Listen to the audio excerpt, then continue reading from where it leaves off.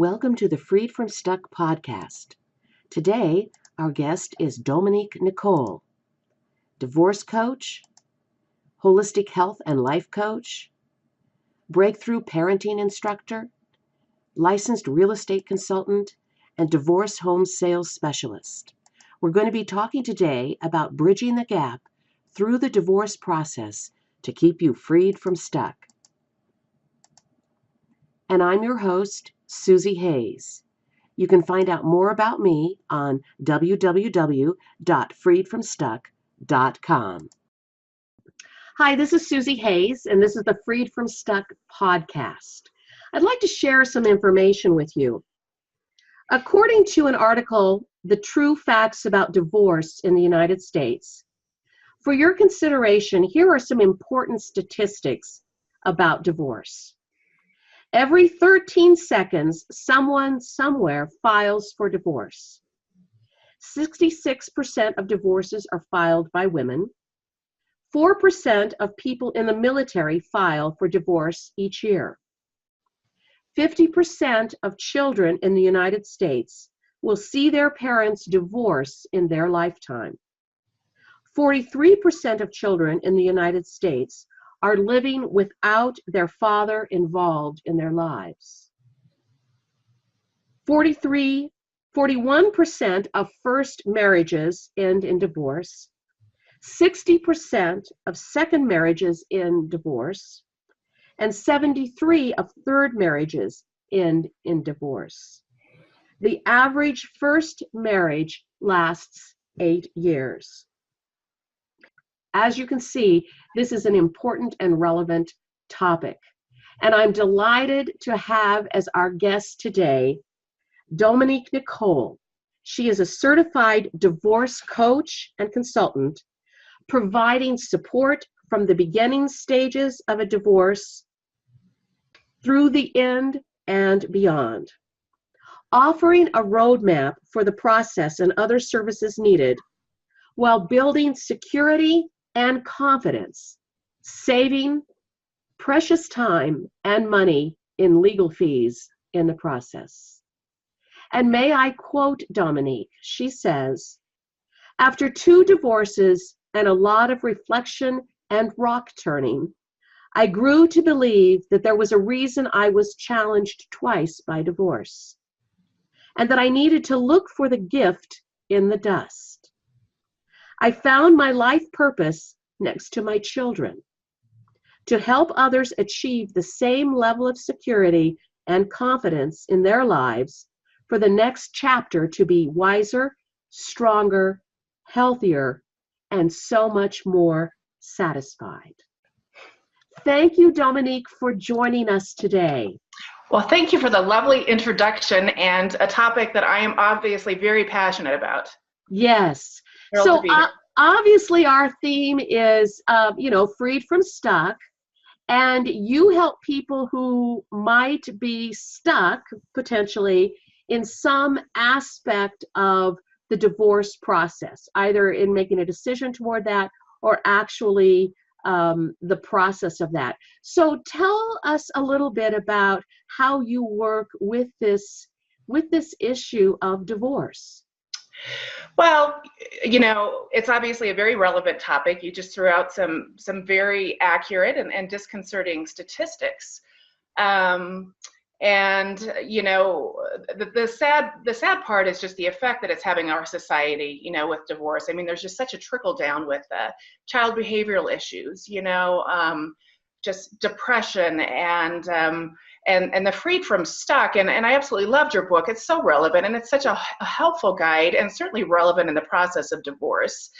And so, for women, going through the process twice, I really found a gap in the resources that were out there. And I wanted to sort of bring everything in-house to where when people thought of divorce, they would think of Dominique. And I say that because I have been through the process twice. And through my marriages and my history of marriage and divorce, there has been having to deal with infidelity and, abandonment, single parenting issues, financial issues. I mean, just a litany. I guarantee you with 2 divorces, I've covered the gamut.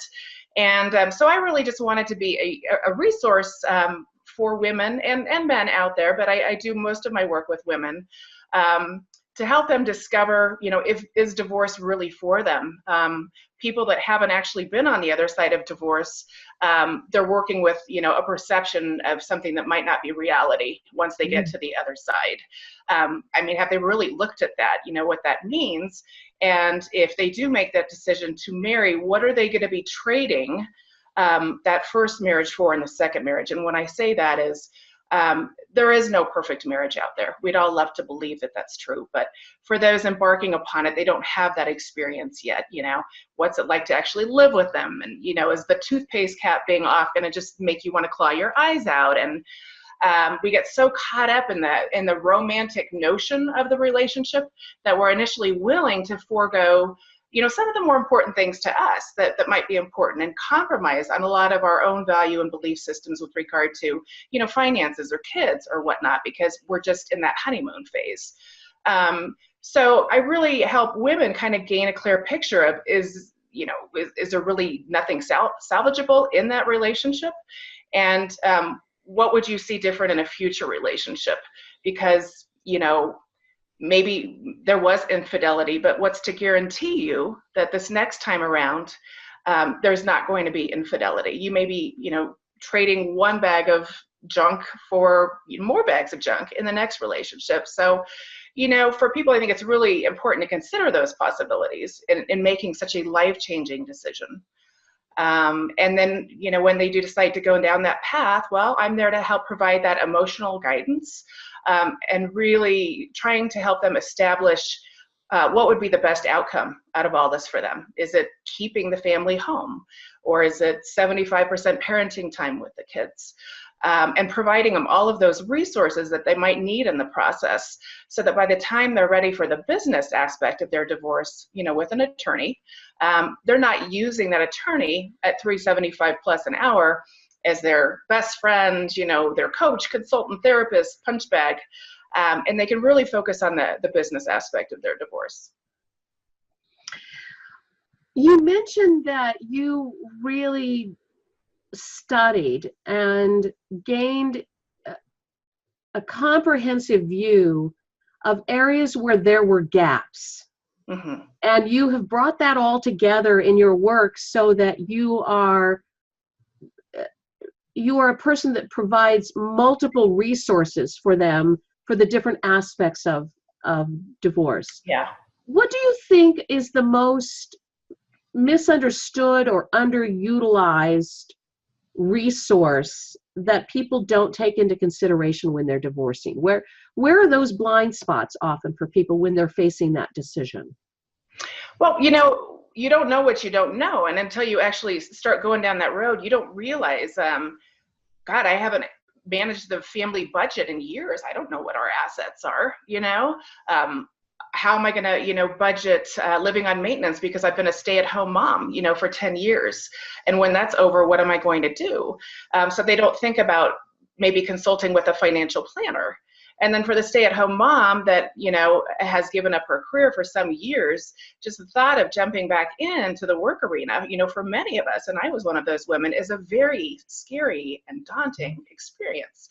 So working with like a career placement agency, doing assessments, putting in touch with those people that can determine, what are their strengths, what are their interests, which most likely have changed dramatically because of all the growth that happens during that time. And, really prepping them for that. But I think, to answer your question, and this isn't a direct answer, but it's just the not knowing of what you're going to need, and how to prepare for that. Which is where I step in and try and offer as much of that support as I can, because we live in that place of fear. When we're going through the process, we're not thinking rationally, we're not thinking ahead. And sadly, many women are willing to leave a lot on the table just to get out of a really bad situation. And I was one of those women, in my second marriage. I felt a lot of guilt because I was the one that, wanted to end the marriage. I initiated it. But my son was, he had some medical issues, and I had to stay at home, and I hadn't worked a full-time career in some time. So that kind of kept me stuck in that relationship longer than I probably should have been. And so, helping, women to identify that, when they are staying in a relationship that isn't serving them well from a place of fear, and getting them to realize that along with the resources, both their internal resources and the resources that I can provide, that this doesn't have to look as dark and dreary, that there is light at the end of the tunnel. And you know what, at the end of it all, you get to choose based off your past experience, what you've learned from it, the self-reflection you've done to own up to your part in the demise of the marriage, because we know it takes two. And so now, with all of that growth and experience and education, you get to choose and design your whole new life. And that can be a very exciting process. But it takes a while to get to that point, And it sounds like you see your role as coming alongside of them at whatever point that they come to see you, but that you are available to work with people from the very beginning of questioning whether or not divorce makes sense, right, to the transformation, the metamorphosis that can potentially happen for them personally and in their lives of their children and their families. You're really there to support them wherever they're at in that journey. Mm-hmm. And part of what I hear you describing is that there is this period of grieving that they must go through in the losses in the divorce, because no one makes a decision for divorce lightly. No. I don't believe that they do, even though it may appear like that on the outside, but it's a painful decision, and it's a significant transition point, and inevitably there are losses that take place. Like you were talking about a woman becoming independent and having shared responsibilities in a household with a partner, and that's part of why we're in partnerships, right? Is that we carry the load together. Well, when that changes, when that structure changes, then they have to learn how to take on these responsibilities that their partner had attended to. And that sometimes is no small task. No, not at all. Especially if they've never done it or it's been years. And so that whole transition requires a grieving and letting go of what was. And then it sounds like there is also in the midst of that, not only a letting go and a grieving, and maybe a reflection in terms of participation and, how you might have contributed to the demise of the marriage.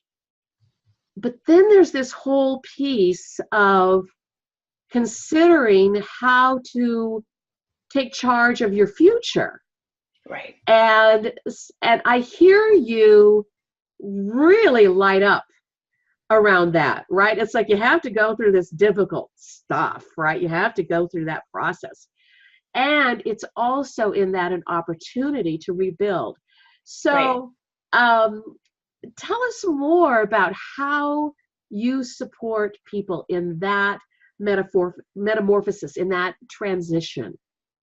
Well, I'm going to start by saying that we as a society, we're all broken people to some degree.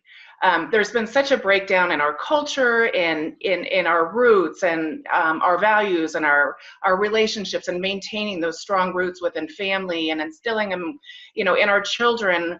And then we've had to fight with technology and iPhones, and we've got so much working against us in so many ways. And I say that because when I say we're broken people, if there was more education done around how to even have a healthy relationship and what that looks like, because the majority of us have had some dysfunction in our background. And so when we make decisions in our life, a lot of it is fear-based or based on those experiences. And so getting to a really healthy place, before you even consider marriage, I'd like to just stress the importance of that. I mean, that's obvious, and that's something I'm really passionate about working on doing with the younger generation, the millennial generation, seeing this kind of education in schools, because it's not only in our personal, intimate relationships, but with all of our relationships, with our boss, with our friends, and our family. We could all be doing a better job at communicating, and so we know from studies that, life is 10% of what happens to us, and 90% how we choose to react to what's happened to us. So with that knowledge and with that power, it's like, hey, we all make mistakes. Maybe I didn't pick the best partner, and I know I didn't the first time around. But am I gonna sit here and wallow in the misery and the failure and the poor choices I made in that relationship? Or am I going to learn from it and move on? And then moving on in divorce, when you can kind of see and position it not as a failure, but a growth opportunity and sort of a new baseline in which to make healthier choices on how to really, first understand who you are as a person. What are your core values? What are you not willing to compromise on? So that when you reach that romantic stage the next time around, you're not swept away by that. You're coming in with a definitive belief in what it is you need in a relationship. You know what your core values are, and so you're going to kind of screen that out this next time around before you get really attached to that person. And so after you've gone through the process the first time around, it's like, okay, I've got all of this new information now. Going through this process, I know that I don't want an abusive husband, and maybe I don't want to get married again. Maybe I don't even want monogamy. It's like identifying those things, and then you now have a second chance because you've done self-reflection that you probably didn't do the first time around. You've come to realize what's truly important to you in a relationship. So now you have the freedom to go seek that and get it right. So, now you have a second chance, and that's how you have to look at it after divorce. It can't just be looked at as a waste of time. Absolutely, it wasn't a waste of time. There was probably children that came out of it, friendships, job opportunities. You got to look for the good, look for the gift in the dust. And, the excitement and women, tend to, you don't go through divorce expecting to feel this way. But to me, it's like, you know what? You have this fresh opportunity to do all these things that you've listed you wanted to do and that you've been lacking in this relationship and in this life you've led with this person. This is a good thing. So how are you going to, now that you know who you are and what's important to you, how are you going to honor that going forward? And how exciting you get to create, this next chapter of your life and let in your circle. You get to choose who's in that circle and who, so I think it's just, again, it's just a mindset, with everything in life. How do you choose to live out this next chapter of your life? Because you are the creator and the narrator of this next chapter. It's really coming into a place of maturation and empowerment and hope in knowing that you can learn and create something better. Right. And that's what we're here for, We're here to learn and we're here to grow and we're here to become our best self. Well, how do we know who that is if we haven't identified the ugly self and the mistakes and, the limited beliefs that we've had from the brokenness of our childhood and, we've not grown into ourselves yet. How do we even know? Yeah. That is so true, and very often that experience of the first marriage for people is at a time where they thought that they might be prepared or ready for a relationship, and it's only in retrospect that they realize that they really hadn't. And you touch on such an important element having to do with premarital exploration and counseling and education, where you can ask the difficult questions, even the deal-breaking questions, before you enter into that commitment with someone. Right. If we could only teach people, like the three key elements that I believe are important in establishing a healthy relationship is insight on who we are and what we want, mutuality, understanding that it's not just about us, but about our spouse, and how can we honor ourselves and our spouse in the course of the relationship. And then self-regulation, living from the present and acting from the present in this relationship, and not based on past hurts and experiences with other people. I'm hearing a book in that, Dominique. I've got so many. I'm hearing a book. It sounds so very practical and foundational in terms of that decision process. So I would like for you, as we're kind of wrapping up here today, I'd like for you to share some pragmatic advice to people who are either anticipating or considering divorce, or those who might be in the process, or even those who have gone through it but are still feeling the woundedness of it. So, give us a taste of your best stuff. Sure.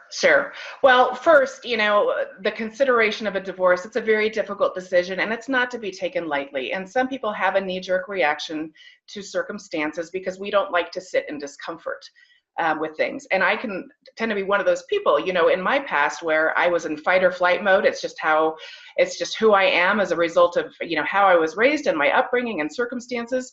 And so sometimes we need to really just sit with the discomfort for a little bit and really get honest and real with ourselves. If it's an abusive relationship, then yes, you need to look at exiting that relationship first and foremost. But are you really being realistic about this relationship? The honeymoon phase ends, if I could bottle that. And I'm going to work on that in my next part of life. But there's ebbs and flows in relationships, and you have to be realistic about that. But how can both of you keep that spark there and be attentive and really preserve that space in your relationship where you always come back together? And so that just takes a lot of soul searching and honesty, and certainly work with a professional such as yourself that's trained to do that, as a counselor. And then B, if divorce is inevitable, then what are some practical things that I can throw out, steps that can really help women through the process? And I want to first say that the 5 stages of grief are critical. You can't sprint the marathon, and when you miss any of these steps, you're not going to properly heal through the process. So you really have to sit through the discomfort of each one, know that it's a process, and that if you do it well, it's going to, hugely benefit you in not only recovering from this relationship, but getting you to a healthy place for your next relationship down the road. So dealing with the denial, the anger, the bargaining phase, the depression, the acceptance, and there's so much information online where you can read about that. But don't rush through it, because it's an important element in truly getting through it, not carrying that baggage in your next relationship. And some other practical steps are, reach out to people, but be very selective on who you reach out to. Friends and family tend to be very well-meaning, but those friends that are like, take him to the cleaners, or I never liked him anyway, that it's not real productive for the relationship. So surround yourself with people that can be very supportive and objective and are truly looking out for your best interests. Recharge. It's so important because you're under an enormous amount of stress. Divorce is second to the death of a child in terms of trauma. And so you really have to carve out a space for you to, self-care, meditation, hitting the gym, exercising, things that make you feel good about yourself, reading a nonfiction book not related to relationships in any way, shape, or form. Don't numb out, don't use alcohol or other medication to numb that pain, because you're only going to prolong your recovery. Again, you just have to sit through those emotions. Not only is that necessary to getting to the other side, but life happens, and chances are this isn't going to be your first go around with pain in life. When you can come out of this, going through each and every stage, you're going to have that confidence to know the next time, crap hits the fan, that, I did it then, I can do it again. I proved I could do it again.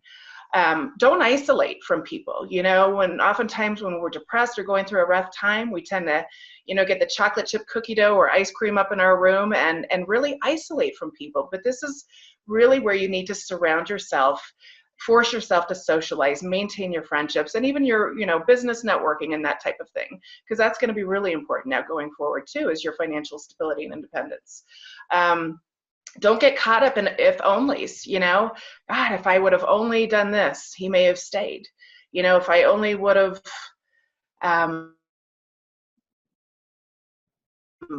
plan more of this or more of that. It's helpful in knowing what not to do in the future, and again, owning up to your portion of the divorce, but you can't hang on to that. We're not going that way. We're looking forward. Hobbies and interests, and chances are, if you've been in a long-term relationship, you've kind of lost touch of yourself, because we tend to, now that marriage is more of a romantic ideal what's the word I'm trying to say? It's a more romantic arrangement than it once was in the past.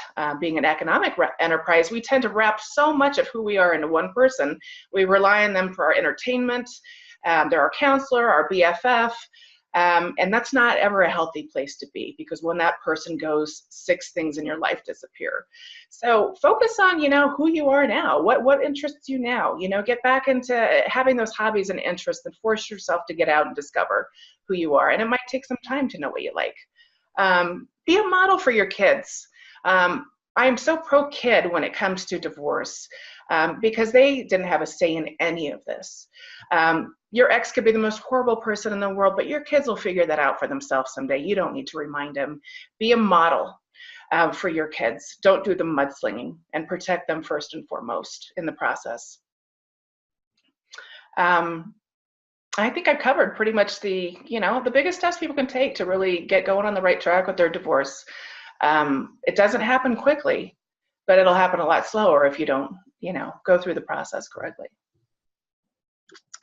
Absolutely, and well said. There's a lot of wisdom in what you're saying, Dominique, and so essential for people who are in the process, because there is so much, often can be chaos and uncertainty and grieving. All of that is, it's messy in lots of different ways.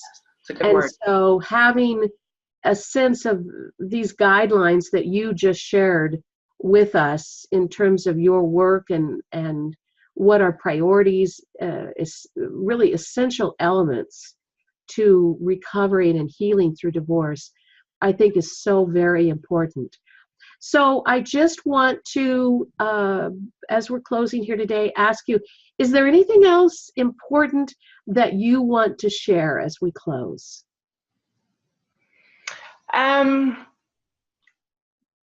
Adversity happens in life, and divorce is one of the many events that, happen as you threw out statistically. And again, what we set out to accomplish is going to be based a lot on just our mindset and our attitudes. So really take vigil to the people that you surround yourself with, and just remember adversity in your past, when you've been able to rise from the ashes on other occasions, to help give you the strength that I did it then, I can do it again. It's not the end, it's just the end of a chapter, and that's what people need to understand. Absolutely, absolutely. Thank you so much for your time today, Dominique. Thanks for your wisdom, your insight. Thank you for your vulnerability and transparency and sharing out of your own journey. And I'll be putting up some contact information for people who are interested in learning more about your work.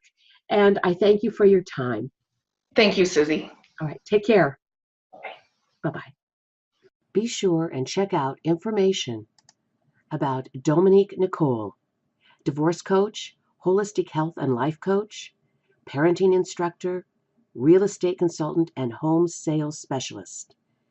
We talked today about bridging the gap through the divorce process to keep you freed from stuck. This is the professional to help you move through that process, and you can reach her at www.divorzine.com. That's DIVORZING. And you can find out more about me, Susie Hayes, at www.freedfromstuck.com. www.dominiquenicole.com.